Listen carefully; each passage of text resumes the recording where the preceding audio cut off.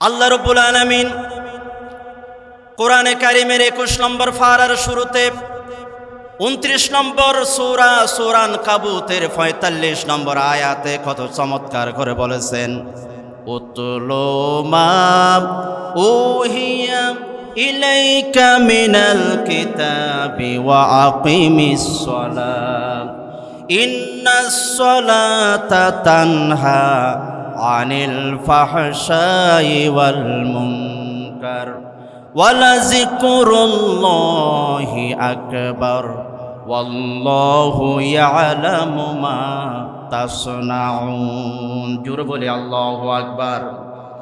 আল্লাহ রাব্বুল আলামিন বলেন, নবীকে বলা মানে মূলত আমাদেরকে বলা। আল্লাহ পাক বলছেন, উতলু মা উহিয়া ইলাইকা মিনাল কিতাব, ও নবী আমি আপনার কাছে যে কিতাব নাজিল করেছি সেখান থেকে আপনি তেলাওয়াত করুন। ওয়াকিমিস সালাহ, এবং নামাজ কায়েম করুন। কোরআন তেলাওয়াত করুন, নামাজ কায়েম করুন। এই নামাজ নিশ্চয় নিশ্চয় আমাদেরকে অন্যায় অশ্লীলতা থেকে রক্ষা করবে, হেফাজত করবে। এটা হচ্ছে বড় জিকির। এবং আল্লাহ পাক তোমরা যা কিছু করো সেই বিষয়ে আল্লাহ জানেন। আমার মুসলমান ভাইয়েরা, কোরআনে কারিমে আল্লাহ বলছেন নামাজ অন্যায় অশ্লীলতা থেকে আমাদেরকে বাঁচায়। Prayer prohibits immorality and wrong doing. নামাজ আমাদেরকে অন্যায় অশ্লীলতা থেকে আমাদেরকে বাঁচায়। কিন্তু আপনারা বলেন, হুজুর সুন্নতিতে আসলাম, নামাজ পড়লাম, অথবা মাহফিলে ফিসে জুতা রাখলাম, নামাজ শেষ করে জুতা নাই, তাহলে উনিও তো নামাজি, উনি কেন জুতা চুরি করলো? প্রশ্ন আছে না নাই? নামাজ পড়ার পর কেমনে জুতা চুরি করে তাকে অন্যায় থেকে বাঁচালো না কেন? তার জবাব, কেন বাঁচালো না? Why are prayers fail in today. আজকে নামাজ আমাদেরকে কেন অশ্লীলতা থেকে, চুরি ডাকাতি থেকে বাঁচাচ্ছে না? তার কয়েকটা কারণ যদি আমরা বলি, 1 নম্বরে এই নামাজের ভিতরে আমাদের একনিষ্ঠতা নাই। একনিষ্ঠতা নাই, এই জন্য নামাজ আমাদেরকে অন্যায় থেকে বাঁচাচ্ছে না। 2 নম্বরে নামাজ পড়ার সময় ফরজগুলো আমরা খেয়াল করি না, ওয়াজিবগুলো যথাযথভাবে আদায় করি না, এবং রসুল পাকের ইত্তেবাই সুন্নাহ, রসুলের সুন্নাহ আমরা খেয়াল করি না। এই জন্য এই নামাজ জীবন্ত নামাজ নয়, এই নামাজ মৃত্যু নামাজ। এই নামাজ আমাদেরকে অন্যায় থেকে বাঁচায় না। ঠিক কিনা বলেন? নামাজ আমাদেরকে অন্যায় অশ্লীলতা থেকে বাঁচাচ্ছে না কেন? কারণ নামাজের ফরজ ওয়াজিব সুন্নাহগুলো আমরা যথাযথভাবে আদায় করি না, এই জন্য আমাদেরকে বাঁচাচ্ছে না। একটি যুক্তি নেন। সুন্নতি বাজার থেকে এক মানুষ আসতেছে হেঁটে হেঁটে, বৃষ্টি, হঠাৎ করে উজাড় খেয়ে আসার খেয়ে তিনি রাস্তায় পড়ে গেল, পা ফেটে গেছে। ডাক্তারের কাছে গেছে, ডাক্তার সাহেব আমার পা ফেটে গেছে। ডাক্তার সাহেব একটা মলম দিলেন, দিয়ে বললেন এই মলমটা যেখানে ব্যথা পেয়েছো সেখানে দিনে 3 বার করে লাগাবা, এবং এই তরকারিগুলো খাবে না। লোকটা যেখানে রাস্তায় ব্যথা পেয়েছে রাস্তায় যাইয়া মলমটা 3 বার করে লাগায়, ব্যথা ভালো হয় না। ডাক্তারের কাছে গেলেন, ডাক্তার সাহেব ভালো হচ্ছে না, কোথায় লাগাইয়েছেন? রাস্তায়। হবে না। আমি বলেছি তোমার শরীরে যেখানে ব্যথা পেয়েছো সেখানে লাগাও, ওই তরকারিগুলো তুমি খাবা না। আমার কথা না মানলে তুমি ভালো হবে না, এই অসুখ থেকে তুমি মুক্তি পাবে না। অনুরূপভাবে আল্লাহ পাক আমাদের উপরে নামাজ ফরজ করেছেন এবং আমাদেরকে প্রেসক্রিপশন দিয়েছেন, ফরজ আদায় করবা, ওয়াজিবগুলো যথাযথভাবে আদায় করবা, নবীর সুন্নাহ মারবা। এভাবে যদি নামাজ পড়ো, এই নামাজ তোমাদেরকে অন্যায় অশ্লীলতা থেকে বাঁচাবে। ঠিক কিনা? এই নামাজ অশ্লীলতাকে বাঁচাবে যদি আমরা আল্লাহর হুকুম যথাযথভাবে পালন করি। এই নামাজ সফল কাম মুমিনের গুণাবলী। আল্লাহ রাব্বুল আলামিন বলেন, قد أفلح المؤمنون الذين هم في صلاتهم خاشعون। সফল কাম মুমিন তিনি যিনি খুশু হুজুর সহিত নামাজের ফরজ ওয়াজিব সুন্নাহ যথাযথভাবে আদায় করে যিনি নামাজ পড়েন তাকে সফল কাম মুমিন বলেছেন। আমার মুসলমান ভাইয়েরা, যে আল্লাহ সফল কাম মুমিন বলেছেন, যারা একনিষ্ঠ নামাজ পড়ে, সে আল্লাহ কিছু নামাজের ব্যাপারে বলেছেন তারা ওয়াইল নামক দুজকে যাবে, তাদের জন্য দুর্ভোগ, কপাল পরা মুসল্লি। আল্লাহ তাআলা বলেন ফাওয়াইলুল লিল মুসাল্লিন আল্লাযীনা হুম আন সালাতিহিম সাহুন। আল্লাহ পাক বলছেন ওয়াইলুল লিল মুসাল্লিন, ওই নামাজের জন্য ওয়াইল, দুর্ভোগ, যে উদাসীনভাবে সুন্দরভাবে একনিষ্ঠতার সহিত ফরজ ওয়াজিবগুলো যথাযথভাবে আদায় না করে নামাজ পড়ে, তাদের জন্য হতভাগা, দুর্ভাগা। আল্লাহ রাব্বুল আলামিন আরো বলেন কিয়ামতের দিন ওই মুসল্লিকে বড় অপমানিত হবে যারা নামাজ পড়ে নাই।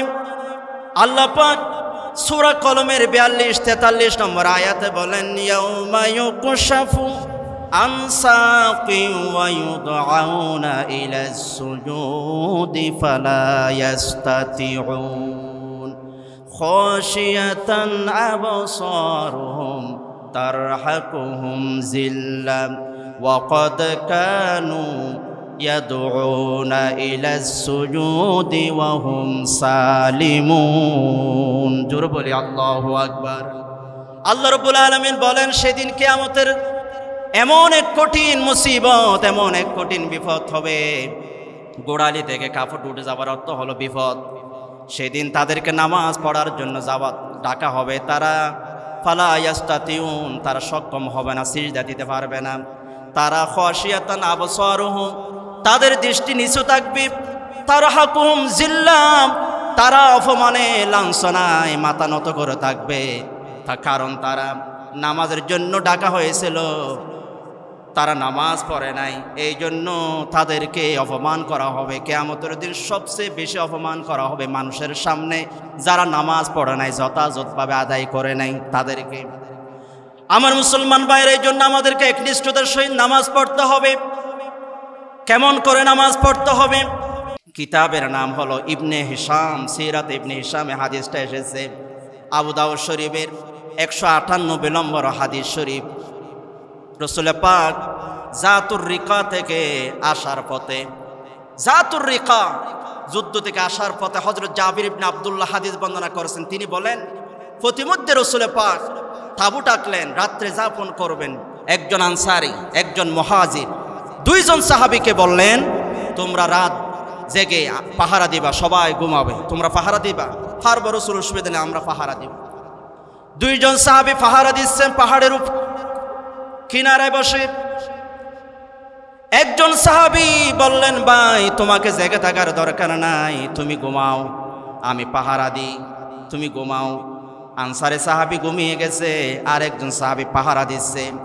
হাদিস শরীফের ভাষ্য হলো একজন শত্রু এসে ফারামাহু বিসাহমিন ফাওয়াদাহু ফিহি ফানাজাহু, আরেকজন যিনি জেগেছিলেন উনি নামাজে দাঁড়িয়ে গেলেন। এই নামাজ অবস্থায় দুশমন এসে তাকে তীর মারল, তীর তাকে লক্ষ্য করল। তীর মারার পরে একটা নয়, দুইটা নয়, হাত্তা রামাহু বিসালাসাতি আসহুমিন, 3টা তীর তাকে মারল নামাজি সাহাবীকে। 3টা তীর খাওয়ার পরে তারপরও ওই সাহাবী নামাজ ছাড়ে নাই, 3টা তীর বের করেছে নিজে, তারপরও তিনি নামাজ ছাড়ে নাই। এমনকি সুম্মা রাকা ওয়া সাজাদা, তিনি রুকু করলেন এবং সিজদা করলেন। সুম্মান তাবাহা সাহিবুহু, এরপর তিনি বন্ধুকে ডেকে দিলেন, বন্ধু উঠো উঠো। বন্ধু দেখেন রক্তাক্ত হয়ে গেছে সাহাবী। এই বন্ধু বললেন কল সুবহানাল্লাহ সুবহানাল্লাহ আলা আমবাহতানি আউয়ালা মা রমা। ও বন্ধু, আপনি যখন প্রথম তীর খেয়েছেন তখন কেন আমাকে ডেকে দেন নাই? আপনাকে এত তীর খেতে হতো না, আপনি কেন প্রথমে আমাকে ডেকে দেন নাই? ওই সাহাবী যিনি নামাজ পড়েছেন তিনি বলছেন কুনতু ফি সূরাতিন নাকরাহা ফালাম উহিব্বা আন আকতাহা। ওই সাহাবী বললেন ও বন্ধু, আমি যখন নামাজে দাঁড়িয়েছি, আমি যখন সূরা শুরু করেছি, বর্ণনা এসেছে তিনি সূরা কাহাফ পড়ছিলেন। আমি যখন সূরা কাহাফ তেলাওয়াত করা শুরু করেছি, মনে হচ্ছে আল্লাহ আমার সামনে চলে এসেছে, আমি আল্লাহর সাথে কথা বলতেছি। কাফের এসে আমাকে তীর মেরেছে, আমার এদিকে কোনো বুকক্রেপ নাই, আমি আল্লাহর সাথে কথা বলতেছি, এই জন্য আমি নামাজ ছাড়ি নাই, এই জন্য আমি নামাজ ছাড়ি নাই। নামাজ এভাবে একনিষ্ঠতার সহিত আমাদেরকে পড়তে হবে। এই নামাজ দামি হবে কখন? যদি আমরা ফরজ ওয়াজিব সুন্নাহগুলো যথাযথভাবে আদায় করি। আমরা মুসলমান হিসেবে আমরা জানি আমাদের উপরে নামাজ ফরজ। নামাজ কি? জোরে বলতে হবে, নামাজ কি? ফরজ। আমরা জানি। এখন আপনি যদি জানেন নামাজ ফরজ, তাহলে আপনাকে নামাজের ফরজ ওয়াজিব সুন্নাহগুলো, নামাজ কেমনে পড়তে হয়, এগুলো জানাও আপনার উপরে ফরজ। আপনার উপরে রোজা ফরজ, জ্ঞান অর্জন করা ফরজ, হজ ফরজ, জ্ঞান অর্জন করা ফরজ, যাকাত ফরজ, যাকাতের জ্ঞান অর্জন করা ফরজ। এই জন্য আজকের উন্মুক্ত বিশ্ববিদ্যালয় সুন্দর একটা বিষয় দিয়েছেন, নামাজের ফরজ ওয়াজিব সুন্নতগুলো আমাদের জানার দরকার আছে না নাই? কারণ এগুলো না হলে পরে নামাজও তো হবে না। এই জন্য নামাজের ভিতরে এবং বাহিরে মোট 13টি ফরজ আমরা জানব। বাহিরের গুলোকে বলা হয় শুরুতুস সালাহ, আর ভিতরের বলা হয় আরকান, রুকুন বলা হয় ভিতরের গুলা। বাহিরে 7টি, ভিতরে 6টি, মোট 13টি ফরজ জানতে হবে। শর্ত হলো পুরো নামাজ জুড়ে যেগুলো থাকে, আর রুকুন হলো যেগুলো সিজদা, যখন সিজদা দিবেন তখন শেষ। কিন্তু শর্ত হলো পবিত্রতা, এটা পুরো নামাজ জুড়ে আপনাকে লাগবে। আমরা এখন নামাজের ফরজগুলো জানব। প্রথমে শুরুতুস সালাহ, নামাজের বাহিরে 7 ফরজ।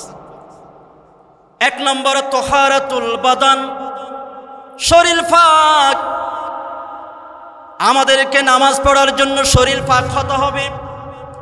আল্লাহ রাব্বুল আলামিন সূরা মায়েদার 6 নম্বর আয়াতে কত সুন্দর করে এই কথাগুলো বলেছেন, ইয়া আইয়ুহাল লাযীনা আমানু ইযা কুমতুম ইলাস সালাহ ফাগসিলু উজুহাকুম ওয়া আইদিয়াকুম ইলাল মারাফিক ওয়ামসাহু বিরুয়ুসিকুম ওয়া আরজুলাকুম ইলাল কা'বাইন ওয়া ইন কুনতুম জুনুবান ফাত্তাহহারু। আল্লাহ রাব্বুল আলামিন বলেন, নামাজ পড়ার জন্য যখন তুমি দাঁড়াবে, নামাজের প্রস্তুতি যখন তুমি নিবে, 7টা ফরজ তুমি কাজ করবে। ফাগসিলু উজুহাকুম, তোমার চেহারা তুমি ধৌত করবে। এই চুলের এখান থেকে শুরু করে এই পর্যন্ত ধৌত করতে হবে, এটা হলো ফরজ, 1 নম্বর ফরজ।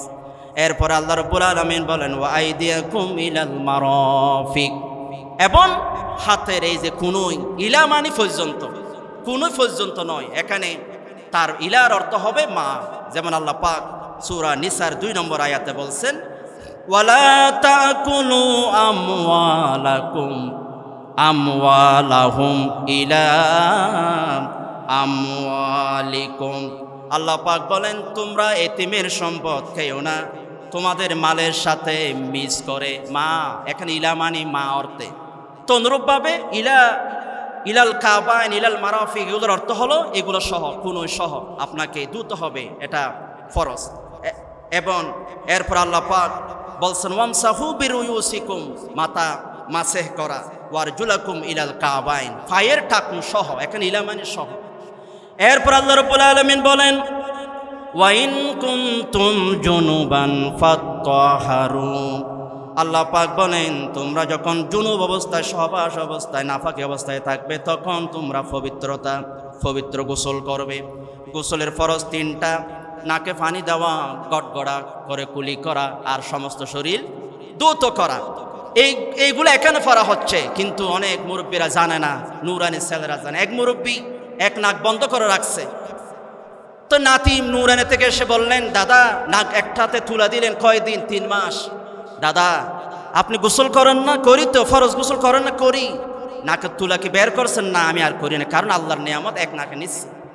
তখন ছেলেটা, নাতিটা বললেন, দাদা নাকে পানি দেওয়া ফরজ, আপনি জানেন না?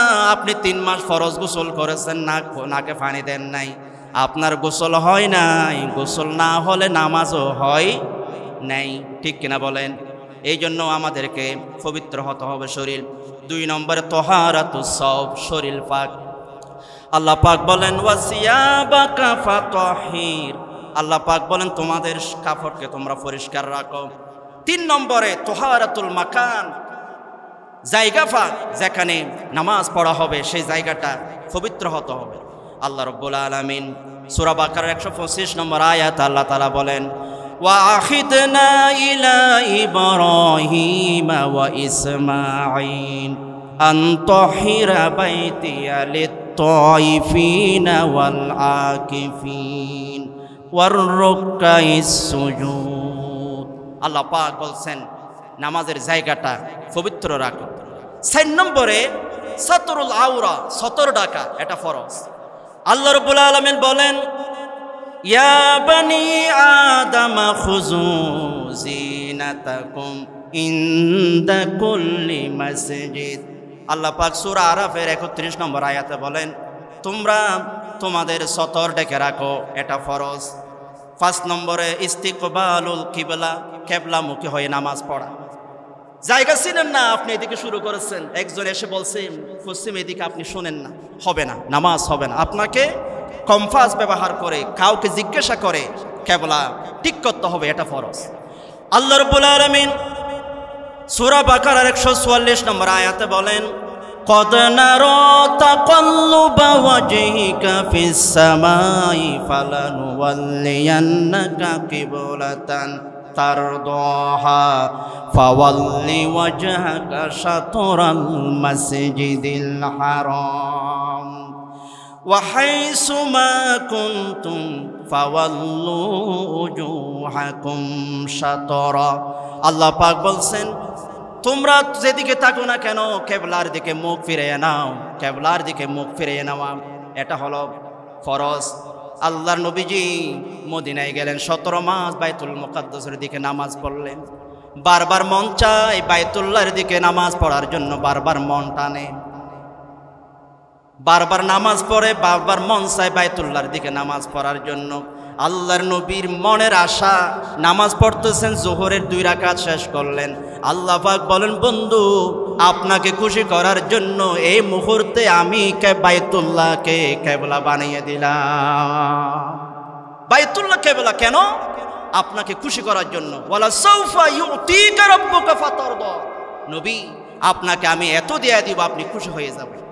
আমাদেরকে আল্লাহ রাসূল বলেন, তাফসীরে মাজাহারিতে আল্লাহ রাসূল বলেন লা আরদা, আমি খুশি হব না যতক্ষণ পর্যন্ত ওয়াহিদুন মিন উম্মতি ফিন্নার, আমার একজন উম্মত জাহান্নামে থাকবে ততক্ষণ আমি খুশি হব না। আল্লাহ বলেন বন্ধু আপনার প্রত্যেক উম্মতকে প্রয়োজন আমি জান্নাত দিব, তারপরও আমি বন্ধু আপনাকে খুশি করে ছাড়ব। সেই নবীর মাহফিলে আমরা এসেছি, খুশি না বেজার? জুড়ে বলতে হবে খুশি না বেজার? এই নবীর এই বাগান খুলে দিয়েছেন সুন্নতে শাহ সাহেব রহমতুল্লাহি আলাইহি। আল্লাহ পাক তার দরজাতকে বুলন্দ করে দিক, সকল বলে আমিন। 6 নম্বরে নামাজের যে বাহিরের ফরজ, আওকাতুন মাখসুসা, নির্দিষ্ট সময়ে নামাজ পড়া। সূরা নিসার 103 নম্বর আয়াত আল্লাহ বলেন ইন্নাস সালাতা কানাত আলাল মুমিনিনা কিতাবাম মাওকুতা। আল্লাহ পাক বলেন নামাজ হচ্ছে নির্দিষ্ট সময়ে নামাজ ফরজ, নির্দিষ্ট সময়ে পড়তে হবে। 7 নম্বরে আন-নিয়া, নিয়ত করা। আল্লাহ রাসূল বুখারী শরীফের প্রথম যে হাদিসটা আমরা সবাই জানি, ইন্নামাল আমালু বিন্নিয়া, প্রত্যেক কাজের সফলতা প্রত্যেক কাজের নির্ভর করে তার নিয়তের উপর, প্রত্যেক কাজের ফলাফল নিয়ত নির্ভর করে নিয়তের উপরে। এই জন্য নিয়ত করতে হবে, নিয়ত করতে হবে, নিয়ত পড়তে হবে এটা নয়, বরং নিয়ত করতে হবে। আপনি নিয়ত করেন, নিয়ত যে 1 ঘন্টা ধরে মুখস্থ করা অথবা যাইয়া কিছু নামাজ ইমাম সাহেব রুকুতে চলে গেছে আপনি নিয়ত পড়তেছেন এটা নয়, বরং নিয়ত করতে হবে। নিয়ত পড়ার না পড়লে চলবে। সম্মানিত মুআজ্জিজ হাজিরিন, নামাজের ভিতরে 6 ফরজ যেগুলোকে বলা হয় রুকন। 1 নম্বরে আত-তাকবীর আত-তাহরিমা, তাকবীরে তাহরিমা বলা, আল্লাহু আকবার, তাকবীরে তাহরিমা বলে নামাজ শুরু করা। আল্লাহ রাব্বুল আলামিন বলেন ইয়া আইয়ুহাল মুদ্দাসসির কুম ফানজির ওয়া রাব্বাকা ফাকাব্বির। জোরে বলে আল্লাহু আকবার। আরো জোরে বলতে হবে আল্লাহু আকবার। ওয়া রাব্বাকা ফাকাব্বির। তাকবীর হবে কার নামে? আল্লাহ রাব্বুল আলামিন বলেন তাকবীর হবে। রাসূলুল্লাহ সাল্লাল্লাহু আলাইহি ওয়াসাল্লাম কেমন করতেন? বুখারী শরীফের 789 নম্বর হাদিস, হযরত আবু হুরায়রা হাদিস বর্ণনা করেছেন, কানা রাসূলুল্লাহ সাল্লাল্লাহু আলাইহি ওয়াসাল্লাম ইজা কামা ইলাস সালাত ইউকাব্বিরু হিনা ইয়াকুম। রাসূল পাক যখন নামাজের জন্য দাঁড়াতেন তখন তিনি তাকবীর দিতেন, আল্লাহু আকবার বলে নামাজ শেষ করতেন। তিরমিজি শরীফের 238 নম্বর হাদিস, মিফতাহুস সালাতি তুহুর ওয়া তাহরিমুহাত তাকবীর ওয়া তাহলিলুহাত তাসলিম। আল্লাহর নবী বলেন নামাজের পবিত্রতা হলো নামাজের চাবি, এবং নামাজের মধ্যে যখন তাকবীর বলবে দুনিয়ার সমস্ত কাজগুলো তার জন্য হারাম হয়ে যাবে। হারাম নামাজের তাকবীর বেদে আমি দুনিয়ার কোনো কাজ, কাউকে সালাম দেওয়া যাবে, কাউকে সালামের জবাব, কোনো ভালো কাজ, কোনো কিছু কথা বলা যাবে না। অনুরূপভাবে যারা নামাজে আল্লাহু আকবার বলে দুনিয়ার সমস্ত কিছুকে হারাম করে, বলে সব ক্ষমতা চলবে আল্লাহর, সব আইন মানব আল্লাহর, আল্লাহ যেভাবে ফরজ করেছেন নামাজ সেভাবে নামাজ পড়ব, আল্লাহর বিধান নামাজে মানি, অন্য সব হারাম। আমরা সে মানুষ মসজিদ থেকে বের হয়ে বলি মসজিদে মেনেছিলাম আল্লাহর বিধান, দুনিয়ায় আল্লাহর বিধান মানার দরকার নাই, এরকম বলি কি বলি না? যারা মসজিদে আল্লাহর বিধান মানে আল্লাহু আকবার বলে, তারাই মসজিদ থেকে বের হয়ে বলতে হবে মসজিদে যেমন আল্লাহর বিধান মেনেছি, দুনিয়াও আল্লাহর আইন চলবে, আল্লাহর বিধান চলবে। ঠিক কিনা বলো? আল্লাহর বিধান। আল্লাহু আকবার। তাকবীর উঠবে কার নামে? এই তাকবীর এমন এক পাওয়ার, এই তাকবীর দিয়েছেন হযরতে মূসা আলাইহিস সালাম। ফেরাউন ধ্বংস হয়ে গেছে, নীল নদে ডুবিয়ে মরেছে। এই তাকবীর দিয়েছেন ইব্রাহিম আলাইহিস সালাম। নমরুদ ধ্বংস হয়ে গেছে। এই তাকবীর দিয়েছেন ওমর ফারুক। আবু জেহেল ধ্বংস হয়েছে। এই তাকবীর দিয়েছেন রাসূল পাক। কাফেররা পরাস্ত হয়েছে। এই তাকবীর দিয়েছেন মূসা, তিনি আফ্রিকা বিজয় করেছেন। এই তাকবীর দিয়েছেন হযরত জায়েদ, তিনি স্পেন বিজয় করেছেন। এই তাকবীর দিয়েছেন মুহাম্মদ বিন কাসিম, 17 বছরের যুবক, আল্লাহু আকবরের তাকবীর দিয়ে ভারতের জমিন ইসলামের ঝান্ডা তুলেছেন, রাজা দাহিরকে পরাজয় বরণ করেছেন। এই তাকবীর দিয়েছেন ইখতিয়ারউদ্দিন মুহাম্মদ বখতিয়ার খলজি, তিনি 1226 খ্রিস্টাব্দে ব্রাহ্মণদেরকে তাড়াইয়া বাংলার জমিনে ইসলামের পতাকা উড্ডীন করেছেন। এই তাকবীর দিয়ে হযরত শাহজালাল ইয়ামানি রহমতুল্লাহি আলাইহি সিলেটের জমিনে গৌর গোবিন্দকে পরাজিত করে গৌর গোবিন্দের রাজপ্রাসাদে ইসলামের পতাকা উড্ডীন করেছেন। এই তাকবীর দিয়ে যুগে যুগে এমনকি 24 আগস্টে বাংলার স্বৈর শাসনকে বিদ্যাঙ্গুলি দেখাইয়া এই দেশের যুবকরা আল্লাহু আকবার তাকবীর দিয়ে স্বৈর শাসনকে পতন ঘটিয়েছে। ঠিক কিনা বলে? আবার যদি এই দেশের তরুণরা যদি আল্লাহু আকবার তাকবীর দিয়ে যদি আবার বের হতে পারে, বাংলার জমিনে আল্লাহর দ্বীন কায়েম হবে, কেউ বাধা দিতে পারবে না। ঠিক কিনা বলে? এই তাকবীরের আওয়াজ আমরা তুলব, জোরে বলি আল্লাহু আকবার। আরো জোরে বলতে হবে আল্লাহু আকবার। তাকবীর উঠবে কার? আল্লাহ। আল্লাহু আকবার তাকবীর বল, আইরে দেশের সবুজ দল, তাকবীরের হৃদয় ধ্বনিতে তর তর কাঁপবে নাস্তিক দল। বলেন আল্লাহু আকবার তাকবীর বল, আইরে দেশের সবুজ দল, তাকবীরের হৃদয় ধ্বনিতে তর তর কাঁপবে নাস্তিক দল। বজ্র কণ্ঠে এগিয়ে চল, কৃষক শ্রমিক ছাত্র দল, দেশের তরে গড়ব মোরা কোরআন সুন্নাহর রাজমহল। ঠিক কিনা?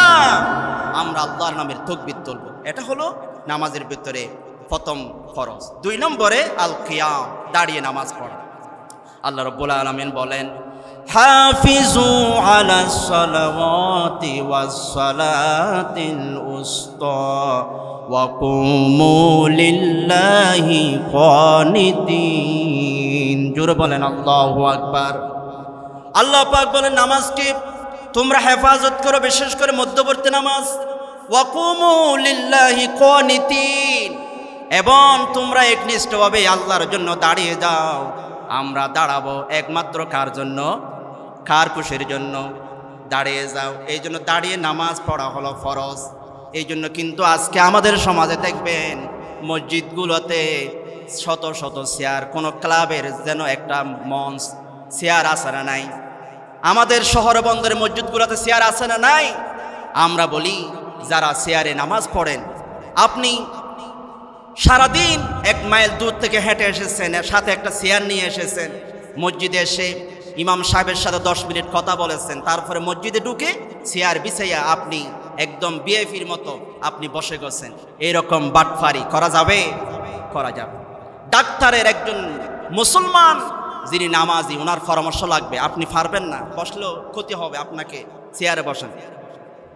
এই জন্য আমরা বলি যুগে যুগে নবীদের সময়, রসুল পাকের সময় অনেক সাহাবী অসুস্থ ছিলেন, তারা যুদ্ধে আহত ছিলেন, তারা কিন্তু চেয়ারে বসে নাই। সাহাবীদের সময়ে চেয়ারে বসে নাই। কিন্তু বর্তমান সময়ে কি হয়েছে, মসজিদে চেয়ারের সংখ্যা দিন দিন বেড়ে যাচ্ছে। রসুল পাকের একজন সাহাবী, বুখারী শরীফের 1117 নম্বর হাদিস, ইমরান ইবনে হুসাইন রাদিয়াল্লাহু তাআলা আনহু, তিনি হাদিস বর্ণনা করেছেন। তিনি বলেন কানাত বি বাওয়াসির, আমার অর্শ রোগ ছিল, আমার অর্শ রোগ ছিল, ফাইল ছিল। তিনি বলেন ফাসালতুন নবী সাল্লাল্লাহু আলাইহি ওয়াসাল্লাম আনিস সালাহ, আমি নবীকে নামাজ সম্পর্কে জিজ্ঞেস করলাম, নবীজি আমি কেমনে নামাজ পড়ব? আল্লাহর নবী বলেন ফাকালা সাল্লি কায়মা, ও ইমরান ইবনে হুসাইন, তুমি নামাজ পড়বে, প্রথমে তুমি নামাজ পড়বে দাঁড়িয়ে। রাসূল পাক বলেন তুমি নামাজ দাঁড়িয়ে পড়ো। ফাইল্লাম তাস্তাতি ফাকাইদা, তুমি যদি না পারো তাহলে তুমি বসে নামাজ পড়ো। ফাইল্লাম তাস্তাতি ফাআলা জানবিন, তুমি যদি তাও না পারো প্রয়োজনে শুয়ে নামাজ পড়ো। রাসূল পাক চাইলে এখানে চেয়ারে নামাজ পড়ার জন্য বলতে পারতেন, ঠিক কিনা? বলে নাই। আমার মুসলমান ভাইরা, চেয়ারে নামাজ পড়লে মসজিদটা গির্জার মতো লাগে। এই জন্য খ্রিস্টানদের অনুসরণ করা যাবে না। আপনি বসে নামাজ পড়েন এবং কাতার সোজা হয় না। 2 নম্বরে চেয়ারে নামাজ পড়লে এক দৃষ্টতা আসে না। এই জন্য আমরা চেয়ারে নয়, বরং যতটুকু সম্ভব আমরা বসে হলো প্রয়োজনে নামাজ পড়ব। একটা বিষয় চিন্তা করেন, গবেষণার একটা বিষয় হলো আল্লাহ পাক সূরা ইমরানের 191 নম্বর আয়াতে উলুল আলবাব, যারা জ্ঞানী, তাদের ব্যাপারে বলেছেন। জ্ঞানী কারা? আল্লাহ তাআলা বলেন আল্লাযীনা ইয়াযকুরুনাল্লাহা কিয়ামান ওয়া কুউদা ওয়া আলা জুনুবিহিম। আল্লাহ পাক বলছেন ইয়াযকুরুনাল্লাহ, যারা আল্লাহর জিকির করে তারা সর্বপ্রথম কিয়ামা, তারা দাঁড়িয়ে আল্লাহর জিকির করে। তার মানে দাঁড়ানোটাকে আল্লাহ পাক উলুল আলবাব বলেছেন, বুদ্ধিমান বলেছেন। এবং আল্লাহ পাক অন্য আয়াতের দিকে আপনারা তাকান, যারা সীমালঙ্ঘনকারী, সূরা ইউনূসের 12 নম্বর আয়াত, আল্লাহ বলেন ওয়া ইযা মাসাল ইনসানা দুররু দাআনা লিজানবিহি আও কাইদান আও কাইমা। আল্লাহ পাক বলেন যারা অসুস্থ হয়ে যায়, যারা দুর্বল হয়ে যায়, বিভিন্ন সমস্যায় যারা পড়ে, তারা দাআনা লিজানবিহি, তারা আমাকে প্রথমে ডাকে শোয়া অবস্থায়। এটা কারা? যারা সীমালঙ্ঘন করে, তারা জীবনে আল্লাহকে ডাকে নাই, কিন্তু যখন বিপদে পড়ে, যখন জীবন চলে যাওয়ার অবস্থা, যখন মৃত্যুর অবস্থা, তখন তারা শোয়া অবস্থায় বলে আল্লাহ আমাকে বাঁচা। সমুদ্রে জাহাজ মায়ের খেয়েছে, হিন্দু আছে, বৌদ্ধ আছে, তারা বিপদে পড়ে বলে আল্লাহ তুমি ছাড়া আর কেউ বাঁচা নাই। এই জন্য আমরা বিপদে পড়ি, যখন শুয়ে যাই তখন আমরা যারা সীমালঙ্ঘনকারী, তারা শোয়া অবস্থায় প্রথমে আল্লাহকে ডাকে, এরপরে কায়দা, এরপরে কায়মা। এই জন্য আমরা বুদ্ধিমান, আমরা দাঁড়িয়ে নামাজ পড়ব। সম্মানিত 3 নম্বরে আল কিরাত, কেরাত পড়া, এটা হচ্ছে ফরজ। ফাকরাউ মা তায়াসসারা মিনাল কোরআন। 4 নম্বরে আর রুকু, রুকু করা। 5 নম্বরে আর সুজুদ, সিজদা করা। আল্লাহ রাব্বুল আলামিন বলেন ইয়া আইয়ুহাল্লাযীনা আমানু রুকউ ওয়াসজুদু ওয়া'বুদু রাব্বাকুম ওয়াফআলুল খায়রা লাআল্লাকুম তুফলিহুন। আল্লাহ পাক বলছেন, হে ইমানদাররা, তোমরা রুকু করো, সিজদা করো, আল্লাহর ইবাদত করো, এগুলো ফরজ। এরপর ৬ নম্বরে আল ক্বাদাতুল আখিরা, শেষ বৈঠক, আখিরি বৈঠক করা, এটা হচ্ছে ফরজ। সম্মানিত মুআজ্জিজ হাজিরিন, রাসূলুল্লাহ সাল্লাল্লাহু আলাইহি সাল্লাম মের সাহাবী আব্দুল্লাহ ইবনে মাসউদ হাদিস বর্ণনা করেছেন, আবু দাউদের ৯৭০ নম্বর হাদিস। তিনি বলেছেন, রাসূল পাক ফাআল্লামাহু তাশাহুদ ফিস সালাত, আব্দুল্লাহর হাত ধরে তাকে তাশাহুদ শিক্ষা দিলেন। ফাযাকারা মিসলা দুআই হাদিসে আমাশের হাদিসে যেরকম আছে, ইজা কুলতা হাযা আও কদাইতা হাযা ফাকাদ কদাইতা সালাতাক ইন শি'তা আন তাকুম ফাকুম ওয়া ইন শি'তা আন তাকুদা ফাকুদ। রাসূল পাক বলেন, এটা পড়ার পরে তোমার নামাজ শেষ করো, মন চাইলে বসে থাকো, মন চাইলে তুমি উঠে যাও। সম্মানিত মুআজ্জিজ হাজিরিন, নামাজের এই 13টি ফরজ যদি কেউ যদি ইচ্ছা করে অথবা অনিচ্ছা করে কেউ যদি বাদ দেয়, তার নামাজ কি আছে নাকি গেছে? জোরে বলতে হবে, আছে না গেছে? কারণ এই ফরজগুলো যিনি করেছেন তিনি কি? এখানে ইচ্ছা করলেও নামাজ হবে না, আর বলো বাদ দিল নামাজ হবে না। এই জন্য আমাদেরকে নামাজ পড়তে হবে। বন্ধুরা আমার, নামাজ খুবই গুরুত্বপূর্ণ ইবাদত। সাহাবীদের নামাজ, রাসূল পাকের নামাজ কেমন ছিলেন, রাসূল পাক কেমন করে নামাজ পড়েছেন, এগুলো আমাদেরকে খেয়াল করতে হবে।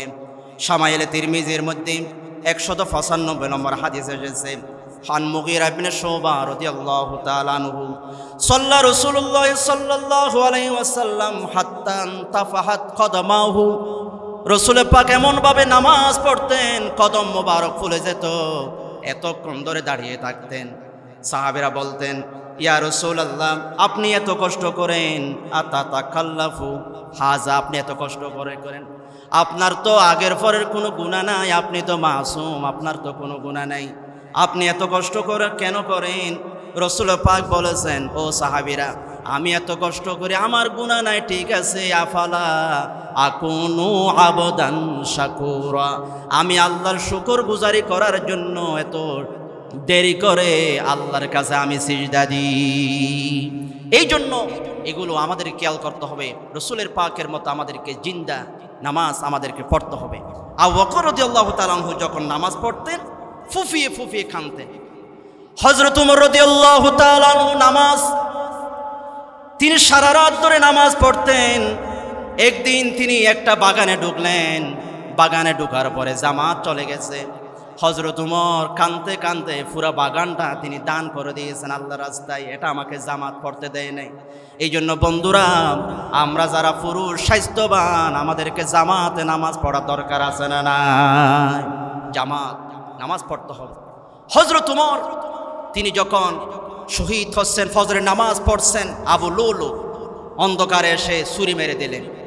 হযরত ওমর অর্ধক নামাজের ভিতরে তার জুলাগুলো তার ফেটের ভিতর থেকে সব কিছু আত্মরিফ সব কিছু বের হয়ে গেছে। তিনি এভাবে ধরলেন, নিফিসের দিকে চলে আসলেন, আরেকজন সাহাবী নামাজ পড়লেন। হযরত ওমর বেহুশ হয়ে গেলেন। অনেকক্ষণ পরে হুঁশ আসলো। হুঁশ আসার পরে বলতেছে, আমাকে উজু করা দাও, আমি একটু নামাজ পড়ি, আমার 1 রাকাত নামাজ বাকি রয়ে গেছে। 1 রাকাত নামাজ পড়ার পরে ওমর বলতেছেন, আমাকে কে মেরেছে? আগে নামাজের কথা বললেন। এই জন্য আমাদের যত কাজ থাকুক না কেন, আমাদেরকে ফরজ নামাজ যথাযথভাবে আদায় করা লাগবে, ঠিক কিনা? আমাদেরকে উসমান নামাজ পড়তেন সারা রাত ধরে, 1 রাকাতে 1 খতম তিনি কোরআন তেলাওয়াত করতেন। হযরত আলী রাদিয়াল্লাহু তাআলা আনহু একনিষ্ঠ মনে এভাবে নামাজ পড়তেন। একদিন তীর ঢুকেছে, তিনি বলেন, আমি নামাজে দাঁড়াই। হযরত আলী রাদিয়াল্লাহু তাআলা আনহু যখন নামাজে দাঁড়ালেন, তার থেকে তীর বের করে ফেলেছে। হযরত আলী বলে, আল্লাহর কসম, নামাজের মধ্যে আমি আল্লাহর সাথে এত নিকটবর্তী হয়ে গেছি, তোমরা কখন তীর বের করেছো আমি বুঝতেও পারি নাই। জোর বলে আল্লাহু আকবার। এভাবে আমাদেরকে নামাজ আদায় করতে হবে। আমার মুসলমান ভাইয়েরা, এবার আসুন নামাজের ওয়াজিব সমূহ, যেগুলো যদি আমরা ইচ্ছা করে ছেড়ে দিই নামাজ হবে না, কিন্তু বলে যদি পড়ে যায় তাহলে সাহু সিজদা দিতে হবে। আর যদি ভুল ধরা পড়ে, আমরা তো দেখি মসজিদে যখন ইমাম সাহেব ভুল করে তখন আমরা বলি আল্লাহু আকবার। কিন্তু আমি আপনাদেরকে আজকে একটা হাদিস শোনাই, বুখারী শরীফের ৭,১৯০ নম্বর হাদিস। আল্লাহর নবী বলেন, ইজা রাবাকুম আমরুন ফালইউসাব্বিহির রিজাল ওয়ালইউসাফফিহিন নিসা। যখন তোমাদের মধ্যে নামাজে কোনো সন্দেহ হয়ে যাবে, পুরুষরা সুবহানাল্লাহ বলবে, মহিলারা হাতে বাড়ি দিবে, হাতে তালি দিবে। এটা হলো নামাজ ভুল হলে তাকে সংশোধন করে দেওয়া। আজকে এখান থেকে আমরা শিখেছি, নামাজে যদি ইমাম সাহেব ভুল করে আমরা কি আল্লাহু আকবার বলবো নাকি সুবহানাল্লাহ বলবো? সবাই বলেন কি বলবেন? সুবহানাল্লাহ। জোর বলেন কি বলবেন? সুবহানাল্লাহ। কারণ উনি নামাজে ভুল করছেন, এটা আশ্চর্য বিষয়। আশ্চর্য বিষয় আমরা সুবহানাল্লাহ বলি, আল্লাহু আকবার বলি কখন? যখন কোনো কিছু বিজয় হয়। উনি তো ভুল করছে, উনি তো বিজয় করে না, এই জন্য আল্লাহু আকবার নয়, আমরা সুবহানাল্লাহ বলি। ওয়াজিবের মধ্যে 1 নম্বর হলো আলহামদু শরীফ ফুরা ফরা, লা সলাতা লিমান লাম ইয়াকরা বিফাতিহাতিল কিতাব। 2 নম্বরে সূরা ফাতিহার সাথে সূরা মিলান। 3 নম্বর সূরা মিলাতে হবে। এখন ফাতিহার সাথে অন্য সূরা মিলা, এখন প্রশ্ন হলো ইমামের সাথে আমাদেরকে পড়তে হবে? তার জবাবে আমরা বলি না, ইমাম সাহেব যখন কেরাত পড়বে তখন মুক্তাদিদেরকে নামাজ পড়তে, কেরাত পড়তে হবে না। দলিল কি? আল্লাহ পাক বলেন, ওয়া ইযা কুরিয়াল কুরআনু ফাসতামিউ লাহু ওয়া আনসিতু লাআল্লাকুম তুরহামুন। পড়বে, মুক্তাদি চুপ থাকবে, এটা হলো আল্লাহর বিধান। এরপরে হাদিস এসেছে, মান কানা লাহু ইমামুন ফাকিরাতুল ইমামি লাহু কিরাআতুন। ইমাম সাহেবের কেরাত মুক্তাদির কেরাত। এই জন্য ইমাম সাহেবকে আমরা দিয়েছি কেরাত পড়ার জন্য, আমরা শুনবো, এই জন্য আমাদেরকে কেরাত পড়তে হবে না। 3 নম্বরে রুকু সিজদায় দেরি করা। 4 নম্বরে রুকু হতে সোজা হইয়া খাড়া হইয়া দেরি করা। 5 নম্বরে 2 সিজদার মাঝখানে সোজা হইয়া বসিয়া দেরি করা। এটার প্রমাণ কি? আবু দাউদ শরীফের 856 নম্বর হাদিস, আবু হুরায়রা হাদিস বর্ণনা করেছেন। এক ব্যক্তি আসলো মসজিদে, রসুল বেশা, মসজিদের কর্নারে রসুল পাক বসা আছে। ওই ব্যক্তি এসে ফাসল্লা নামাজ পড়ল। সুম্মা যা রাসূলুল্লাহ, রসুলের কাছে আসলো, ফাসাল্লামা আলাইহি, রসুলকে সালাম দিল। আল্লাহর নবী তার সালামের জবাবে বললেন, ওয়া আলাইকাস সালাম, তো সালামের জবাব দিলেন। এরপরে বললেন, ও সাহাবী, ইরুজি ফাসল্লি ফাইন্নাকা লাম তুসাল্লি, তুমি নামাজ আবার পড়ো, তোমার নামাজ হয় নাই, তুমি আবার নামাজ পড়ো। লোকটা আবার পড়লেন, আসসালামু আলাইকুম। রসুল বলেন, ওয়া আলাইকুম, আবার পড়ো। আবার পড়লেন, আবার সালাম দিলেন। রসুল বলেন, আবার পড়ো। লোকটা বললেন, ওয়াল্লাযী বাসাকা বিল হক্কি মা উহসিনু গায়রা হাযা, ও নবী, এর চেয়ে সুন্দর নামাজ আমি পড়তে জানি না, ফাআল্লিমনি, আপনি একটু আমাকে নামাজের নিয়মগুলো বলে দেন। জোরে বলে সুবহানাল্লাহ। এই জন্য মসজিদের ইমাম থেকে আপনারাও শিখে নেবেন, পড়াবেন, দেখবেন, দেখাবেন হচ্ছে কিনা। রসুল পাক তাকে নামাজের নিয়ম শিখা দিলেন। কেরাত পড়বে, তকবীর বলবে। এরপর বললেন, সুম্মার কাহ হাত্তা তাতমাইন্না রাকিয়া, তুমি যখন রুকু দিবে একনিষ্ঠতার সহিত রুকু দিবে, মানে দেরি করবে। সুম্মার ফা হাত্তা তাতাদিলা কায়মা, এরপরে তুমি দাঁড়িয়ে সোজা হয়ে দাঁড়াবে, সিজদা দিবে। তাতমাইন্না সাজিদা, একনিষ্ঠতার সহিত সিজদা দিবে।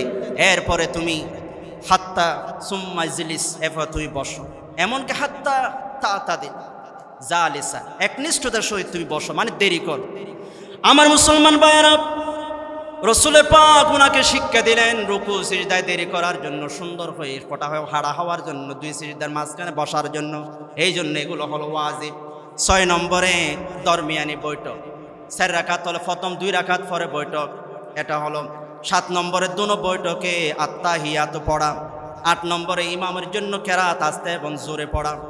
যে নামাজের মধ্যে ইমামের জন্য কেরাত আস্তে এবং জোরে পড়তে হয়, যেমন ফজর, মাগরিব, এশা, জুমা, ঈদের নামাজ, এগুলাতে ইমাম সাহেব কেরাত আস্তে পড়ে নাকি জোরে পড়ে? জোরে। এবং জোহর, আসর, এগুলাতে আস্তে পড়বে। এবং 9 নম্বরে ভিতরে দোয়ায়ে কুনুত পড়া। ইবনে মাজার 1192 নম্বর হাদিস, উবাই ইবনে কাব বলছেন, রাসূল পাক পড়েছেন ফিল উলা, কানা ইয়াকরাউ ফিল উলা, ভিতরের নামাজে রাসূল পাক প্রথম রাকাতে সাব্বিহ ইসমা রাব্বিকাল আলা পড়লেন। দ্বিতীয় রাকাতে কুল ইয়া আইয়ুল কাফিরুন পড়লেন, তৃতীয় রাকাতে কুল হুয়াল্লাহু আহাদ পড়লেন, এরপরে সুম্মা ইয়াকুনুত কুনুত পড়লেন, এরপরে রুকু করলেন। আমার এটা হলো দোয়ায়ে কুনুত পড়া, এটা ওয়াজিব। 10 নম্বরে দুনো ঈদের নামাজে 6 তাকবীর বলা। 11 নম্বরে প্রত্যেক ফরজ নামাজের প্রথম 2 রাকাতকে কেরাতের জন্য নির্ধারণ করা। 12 নম্বরে ফরজের তরতিবগুলো ঠিক রাখা। 13 নম্বরে ওয়াজিবের তরতিবগুলো ঠিক রাখা। এবং 14 নম্বরে আসসালামু আলাইকুম বলে নামাজ শেষ করা। দলিল কি? আবু দাউদ শরীফের 956 নম্বর হাদিস, ইন্নান নবিয়্য সাল্লাল্লাহু আলাইহি ওয়াসাল্লাম কানা ইউসাল্লিমু আন ইয়ামিনিহি ওয়া আন শামালিহি হাত্তা ইউরা বিয়াদু খাদ্দিহি। আল্লাহর নবী যখন ডান দিকে সালাম ফেরাতেন, চেহারা মুবারক পুরা দেখা যেত। বাম দিকে যখন সালাম ফেরাতেন, চেহারা মুবারক পুরা দেখা যেত। এমন সালাম ফিরাইয়া বলতেন আসসালামু আলাইকুম ওয়া রাহমাতুল্লাহ, এদিকে ফিরে বলতেন আসসালামু আলাইকুম ওয়া রাহমাতুল্লাহ। এভাবে নবীজি নামাজ শেষ করতেন। নামাজের ওয়াজিব হলো 14টি। জোরে বলেন কয়টি? আরে জোরে। নামাজের ভিতরে বাহিরে মোট ফরজ কয়টি? 13টি। জোরে বলেন কয়টি? 13টি। এরপরে আসুন, আমাদেরকে নামাজ কায়েম করতে হবে। নামাজ পড়ো ফাসল্লি, কোরআনে আছে একবার, কিন্তু যে আল্লাহ বলেছেন নামাজ পড়ো, সে আল্লাহ কোরআনে কারিমে 80 বারের উপরে বলছেন আকিমিস সালাহ, নামাজ কায়েম করো। হযরত সাহাবী তালহা, আবু তালহা রাদিয়াল্লাহু তাআলা আনহু, তিনি একদিন একটা বাগানের ভিতরে ঢুকলেন। পাখি কিচিমিচির করা শুরু করলো। নামাজে দাঁড়ালেন, পাখির আওয়াজ তার কানে আসলো। নামাজে দাঁড়ালেন, পাখির দিকে মনোযোগ চলে গেল। কয় রাকাত পড়েছে মনে নাই, কি পড়েছে মনে নাই। হযরত আবু তালহা বলেন, এই সৌন্দর্য আমাকে নামাজ থেকে মনোযোগ হারিয়ে গেছে, এই জন্য বাগানটা আমি রাখবো না। ও রাসূল, এই বাগানটা আমি আল্লাহর রাস্তায় দান করে দিলাম। জোরে বলি সুবহানাল্লাহ। এই হাদিসটা যদি আমরা খেয়াল করি, নামাজের মধ্যে দোকানের হিসাব, নামাজের মধ্যে ঘরের হিসাব আমরা কি করতে পারি? পারি না। একনিষ্ঠ মনে একমাত্র নামাজ পড়বো কার জন্য? আরো জোরে বলেন কার জন্য? এই নামাজ গুনাহ মাফ হয় এবং সম্মান বৃদ্ধি করে। আল্লাহ রাসূল বলেন তিরমিজি শরীফে 388 নম্বর হাদিস, মা মিন আবদিন ইয়াসজুদু লিল্লাহি সাজদাতান ইল্লা রাফাআল্লাহু বিহা দারাজাতান ওয়া খাত্তা আনহু বিহা খাতিয়া। বান্দা যখন আল্লাহকে সিজদা দেয়, বিনিময়ে আল্লাহ পাক তার একটি দরজা বুলন্দ করে দেন, তার জীবনের একটি গুনাহ আল্লাহ পাক মাফ করে দেয়। এমন ভাবে আমরা নামাজ পড়বো যেন আমাদের গুনাহ আল্লাহ পাক মাফ করে দেন। নামাজের সুন্নত সমূহ যেগুলো হলো মুআক্কাদা, রাসূল পাক সাহাবীরা করতেন, রাসূল পাক নিয়মিত এই সুন্নাহগুলো নামাজ আদায় করতেন এবং সাহাবায়ে কেরামরা করতেন 12টি। 1 নম্বর দুনো হাত উঠানো, এখানেও হাদিস আছে, এভাবেও হাদিস আছে, এখানেও হাদিস আছে। আমরা এটার উপর আমল করি, মেয়েরা এটা করে। দুনো হাদিসের উপরে আমাদের আমল আছে। দুনো হাত উঠানো এটা সুন্নাহ। 2 হাত বাঁধা, এরপরে সানা পড়া। 4 নম্বরে আউযু বিল্লাহ পড়া। 5 নম্বরে বিসমিল্লাহ পড়া।